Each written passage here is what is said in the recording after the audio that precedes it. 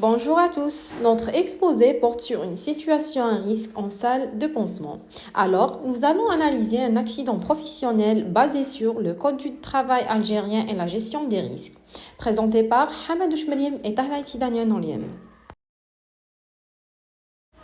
Voici le sommaire. Je vais d'abord faire une petite introduction, contexte et description de la situation, après analyse du problème, gestion des risques et avant de terminer avec solutions proposées et une conclusion. On commence tout de suite avec l'introduction. Nadia est une infirmière qui travaille dans une salle de pansement d'un hôpital. Depuis plusieurs semaines, les conditions de travail sont dégradées. Le matériel sérine est insuffisant, les collecteurs d'aigus sont sous-pleins et la gestion des déchets est inadaptée.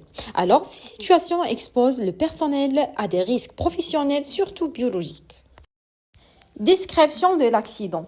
En fin de service, Nadia se pique accidentellement avec une aiguë usagée en manipulant un collecteur trop plein. Cet accident survient pendant l'exercice de son travail, ce qui la classe comme un accident de travail. Réaction hiérarchique. Après l'accident, le chef de service rapproche la faute à Nadia. Aucune mesure immédiate n'est prise pour la protéger ou analyser l'événement. Pire encore, la direction refuse de déclarer l'accident comme accident de travail, ce qui aggrave la situation. Problématique. Cette situation pose plusieurs problèmes importants. D'abord, un problème de sécurité au travail, ensuite de responsabilité de l'employeur et enfin un problème de protection du personnel soignant, qui est exposé à des risques graves sans prise en charge. Cadre légal algérien. Selon la législation algérienne, notamment la loi 8807 et la loi 9011, tout accident survenu par le fait ou l'occasion du travail est considéré comme un accident de travail. L'employeur est obligé d'assurer un environnement sûr, de fournir les équipements de protection, de gérer correctement les déchets et de déclarer les accidents. Le refus de déclaration est donc une infraction à la loi. Droit à la protection contre les risques professionnels.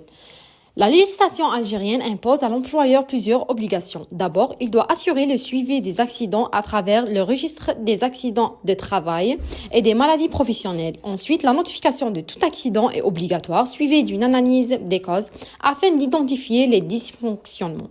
Enfin, l'employeur doit mettre en place des mesures de prévention pour éviter la répétition des accidents. Analyse en gestion des risques. Et maintenant, je vais passer à l'analyse en gestion des risques. Cet accident n'est pas un hasard. Il résulte de plusieurs causes importantes.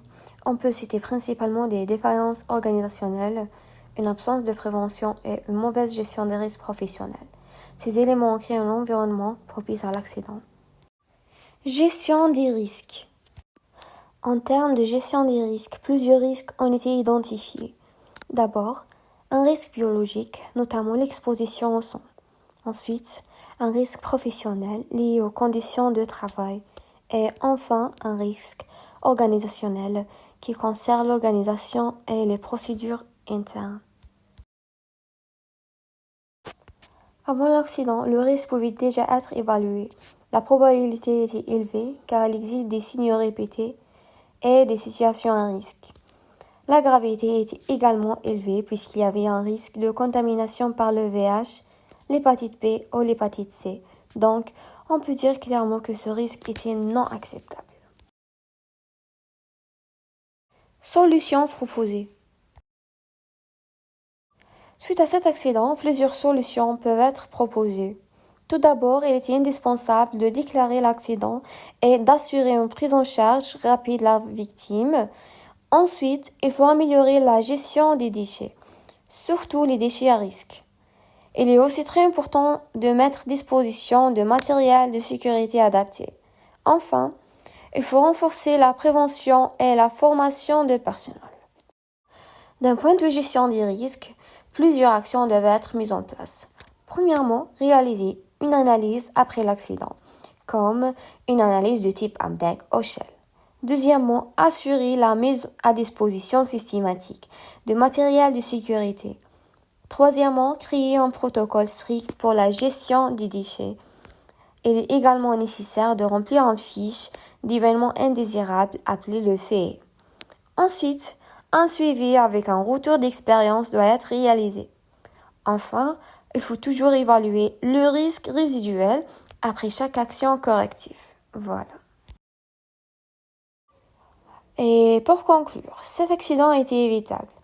Une meilleure organisation, une prévention efficace et une bonne gestion des risques sont essentiels pour protéger les soignants et éviter ce type de situation à l'avenir.